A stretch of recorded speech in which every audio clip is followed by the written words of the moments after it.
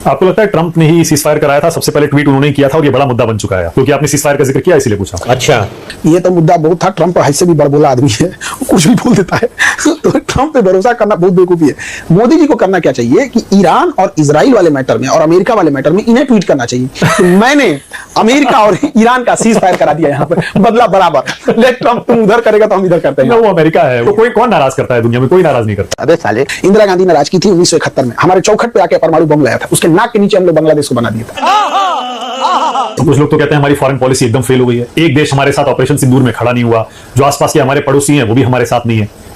इसमें एक बड़ा योगदान, एक बड़ा हिस्सा सोशल मीडिया और मीडिया में चल रहे मुद्दों को भी हम कह सकते हैं कि अगल बगल में देश की छवि ऐसा बना दिया है कि देश कहां जा रहा है। आप मुद्दों को देखिए, किन मुद्दों पे बातें हो रही हैं, एक लेवल देखिए कहां पे बात हो रही है। ऐसे केवल मुद्दा राष्ट्र से ऊपर राजनीति का हो रहा है। तो इस वजह से हमारी छवि एक अलग टाइप की छवि बनते जा रही है, जिस वजह से मालदीव जैसा देश, श्रीलंका जैसा देश, बांग्लादेश, जिसको हमने पैदा किया बांग्लादेश, वो हम लोग के ऊपर आंख दिखा रहा है। तो हमारी जो छवि है ना विश्व गुरु की, या हमारी जो छवि थी वसुधैव कुटुंबकम की, हमारी छवि राइट विंग की ओर ज्यादा मिटती जा रही है। बात तो सही है। जो एक रीजन वाले देश में, खास करके जहां देश है, वहां पे क्या हो रहा है कि हमारा निगेटिव इंपैक्ट आ रहा है। हमारे इंडिया में से बहुत सारे लोग सिंगापुर नहीं गए होंगे, लेकिन उन्हें लगता होगा कि सिंगापुर बहुत अच्छा है। कैसे? क्योंकि उन्होंने मीडिया और इन सब चीजों से देखा है। तो हम मीडिया से काफी प्रभावित होते हैं। अमेरिका कोई नहीं गया है ज्यादातर लोग, लेकिन देखते हैं कि अमेरिका बहुत अच्छा है। उसी तरह से हमारे देश के बारे में पता करने से पहले लोग भी मीडिया देखते होंगे। तो इंडिया से कैसे लेवल के डिस्कस होता होगा, क्या दिखता होगा, उन्हें ये दिखता होगा यार ये सब तो केवल पॉलिटिक्स करता है सब। अरे बाप रे, ये तो धोती खोल रहा है। तुम्हारी पार्टी अच्छी कि मेरी, ये प्रधानमंत्री सही कि ये प्रधानमंत्री। देखिए आप ये जाति कर रहे हैं मीडिया के साथ। सिर्फ मीडिया कैसे दोषी हो सकता है फॉरेन पॉलिसी के लिए? तो सरकार उसके लिए जिम्मेदार, विपक्षी दल जिम्मेदार, जो लोग इस पर बहस करते और करवाते हैं। चड्ढा समझाओ, इसे समझाओ। इंटरनेशनल लेवल पर डिस्कस करने के लिए किस लेवल के लोगों को बुला के लाते हैं लोग? जो मीडिया में बहस करने आते हैं, सो चाट मुर्गा जो लगाया जाता है, किस लेवल के रहते हैं लोग? जिनको बिम्स्टेक में कितने देश हैं ये पता नहीं है, आसियान और सार्क में अंतर नहीं पता चल पाता है, संघाई कॉर्पोरेशन और नाटो में अंतर नहीं समझ पाता है। और मीडिया में आके और वो चार आदमी बोलते हैं कि हमारी पार्टी में ये था, हमारी पार्टी में ये था। तो ये देखने के लिए आदमी बैठा है, देश कहां जा रहा है। कहीं ना कहीं जिम्मेदार तो है इस चीजों में। यूनिफॉर्म सिविल कोड पर आपकी यूनिफॉर्म सिविल कोड मीडिया ने बनाया गया एक टिटिमा है, बिना मतलब का चीज। यूनिफॉर्म सिविल कोड में होगा क्या? यूनिफॉर्म सिविल कोड में सरकार और जो न्याय व्यवस्था है उसका बर्डन बढ़ेगा। यूनिफॉर्म सिविल कोड में क्या है कि पहले जो डिवोर्स आप घर में बैठ के दे देते थे, अब आपको कोर्ट में आके डिवोर्स देना पड़ेगा। पहले एक आदमी 3-4 विवाह कर लेता था। भारत में प्रचलन वैसे ही धीरे धीरे समाप्ति के दौर पे था। एक गांव में शायद 1-2 आदमी मिलेगा जो एक शादी करने वाले का तो यहाँ संभाल नहीं रहा है बेचारा, ड्राम में पैक हो रहा है कि पहाड़ पे से फेंका रहा है।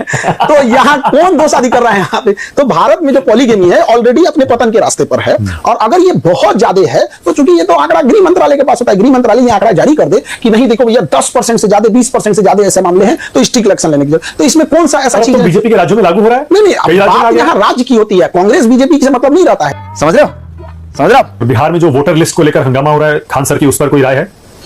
अभी तो 2003 के बाद फिर से एक बार वो इंस्पेक्शन हो रहा है, डोर टू डोर इंस्पेक्शन। उसके बाद 2003 की लिस्ट में जो नाम थे वो सेफ हैं। उसके बाद जितने नाम जुड़े हैं उनको कोई ना कोई कागजात दिखाने पड़ेंगे, या तो अपने देने पड़ेंगे या पिता माता के देने पड़ेंगे। ज्यादातर लोगों के पास अपने कागजात हैं और वो दिखा भी देंगे, और जो नहीं रहेगा तो भाई अपना इलेक्शन कमीशन अपना एक बोर्ड गठित करेगा जहां वो दिखाएंगे। अमूमन देखिए क्या होता है ना कि जो तो कह रहे हैं एनआरसी, विपक्षी कह रहे हैं कि एनआरसी ला रहे हैं बैकडोर से। रुको जरा, सबर करो। देखिए एनआरसी में जिनके पास पैसा है, जिनके पास चतुर हैं, वो कैसे फर्जी बना लेंगे। आप इस चीज को समझिए। पीसेगा तो गरीब।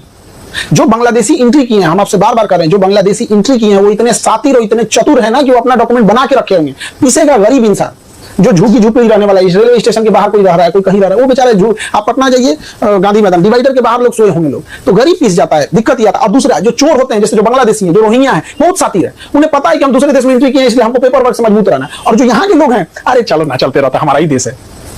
यानी आपको लग रहा है कि इसकी कोई जरूरत नहीं थी वैसे? जो जरूरत है, जो फर्जी है, बांग्लादेशी है, रोहिंग्या, इनको वापस भेजना चाहिए, लेकिन पकड़ के तो भेजिए। पकड़ेंगे कहां से? आपकी सिस्टम खराब थी, उसने आधार कार्ड, पैन कार्ड सब बना के रख लिया है। वाह क्या सीन है। बहुत आसानी से बन जाता है। इंडिया में कुछ भी आसानी से बन जाता है। हमारे यहाँ एक बच्चा पढ़ता था, उसको फीमेल कर दिया, उसको ना डॉक्यूमेंट में उसका फीमेल लिख दिया, और बेशर्मी देखिए एग्जाम देने गया तो कह रहा है कि तो फीमेल है, तो कह रहा है कि सब मेरा है, गलती से फीमेल लिया था, एंट्री नहीं दिया उसको। एक टाइपिंग मिस्टेक से एक मेल फीमेल बन गया। वो सब कुछ दिखा रहा है, पैन, आधार सब कुछ दिखा रहा है, बट जेंडर में क्या लिखा था? फीमेल, और उसको एग्जाम देने नहीं दिया। तुम्हें शर्म है कुछ? तो जो कास्ट सेंसस जब होगा, इस बार जनगणना होगी, लगता है आपको ठीक ठाक हो पाएगी? पिछली बार तो इसीलिए कहते हैं ना, जब 2013-14 में हुई थी तो उधर इतनी गड़बड़ियां आ गई थी, इतनी गड़बड़ियां उसमें आ गई थी कि वो तो डेटा यूज करने लायक ही नहीं था। इस बार आपको लगता है हो पाएगा? अब डेटा आने के बाद ही कोई बता पाएगा। पहले से हम लोग कैसे प्रेडिक्ट कर देना, हम डेटा देखें ना, कौन अधिकारी फैसला कैसा क्या है वहाँ ये? पे आप- फैसला कैसा है? देखिए, कास्ट सेंसेशन की एक बात बताते हैं, जब तक कास्ट रहेगी ना, तब कास्ट सेंसस ये सब चीजें चलती रहेंगी। सबसे बड़ा चीज होता है जी कि हिंदुस्तानी बन के रहना चाहिए। हमको देखिए, किसी को पता नहीं चलता हिंदू है मुसलमान है, कौन जात का है कौन नहीं, मतलब ही नहीं है। हम किसी जात में सेट हो जाते हैं, किसी धर्म में सेट हो जाते हैं। तो क्या मतलब बनता है 2025 में आके किसी को अपनी जाति वगैरह दिखाना? मुझे समझ में नहीं आ रहा। आप तो बिहार में पले बड़े, यही रहते हैं, यहाँ के समाज को, राजनीति को समझते हैं। बिहार की राजनीति तो हमेशा से जात पर ही चली है। जाति पे वोट पड़ता है ना, पड़ता ही है। बिल्कुल। जातिवाद कूट कूट के भरा हुआ है यहाँ पर, सब में है, तो चीजें बहुत बड़ी और यूपी बिहार में तो इतना ज्यादा है, आप भी जानते हैं। हाँ, तो ये तो चीजें समाज में बदलाव धीरे धीरे होगा। जब समाज पैसे और एजुकेशन दोनों कमाएगा तभी जाके बदलेगा। पर कोई तो वजह होगी ना कि सरकार भी तैयार हो गई। बीजेपी कभी नहीं मानती थी जाति गणना की मांग, कभी नहीं मानी। आप बार इस बार बार मान ली। बीजेपी मान ली नहीं, मैं कह रहा हूं क्यों मान ली फिर बीजेपी ने राय? दलाल दलाल दलाल। ये तो आप बताइए, अगर गवर्नमेंट ने मांगी है तो ये तो उसके स्पोक्स पर्सन बताएंगे। इसका मतलब बहुत इंपॉर्टेंट मुद्दा है, मैं ये कहना चाह रहा हूं। इसका मतलब लोग भी शायद चाहते हैं, राजनीति ओबीसी के लोग, में SC मुद्दा के नहीं लोग। होता है। राजनीति में एक ही मुद्दा इंपॉर्टेंट होता है कि हमको वोट किस चीज से मिलेगा। इंपॉर्टेंट तो ये भी मुद्दा है कि एजुकेशन पे से टैक्स हटाना चाहिए। क्या हट गया?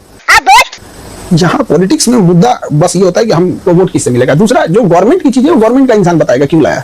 हम बस एक चीज इतना जानते हैं कि जितना घटिया लेवल का इंडिया में पॉलिटिक्स है, 10-20 समझदार इंसान जिस दिन आ गए ना इस देश में, 10-20 समझदार इंसान, ये जितने नेता हैं, समझ ये नोकिया मोबाइल की तरह गायब हो जाएंगे सब। फिर इनको कोई पूछेगा नहीं, फिर ये मुखिया के चुनाव में लड़ेंगे केंद्रीय मंत्री से हार के। क्या बात है सर, क्या बात है सर। ये हम बता रहे हैं आपको, जिस घटिया लेवल का ये लोग करते हैं, इन्हें कुछ अता पता ही नहीं रहता है। सर मेरा एक रैपिड फायर राउंड, मैं छोटे छोटे नाम लूंगा, एक एक नाम लूंगा, जो पहला शब्द आपके जहन में आता है आपको वो बोलना है, आराम से। हाँ हाँ। ओके। राहुल गांधी, कांग्रेस के नेता हैं, बहुत संघर्ष कर रहे हैं। आगे, मनमोहन सिंह, एक अच्छे व्यक्ति और एक अच्छे अर्थशास्त्री, और जिन्होंने 1991 में जो किया था ना, उनको विपक्ष भी नहीं भूल सकता है। ये बड़ी अच्छी बात कही आप। इंदिरा गांधी, आयरन लेडी, सच में अगर भारत में रहती तो नक्शा चेंज हो गया रहता। मजा आया, और मैं ये जो मजा है हिंदुस्तान के हर व्यक्ति को देना चाहता हूं।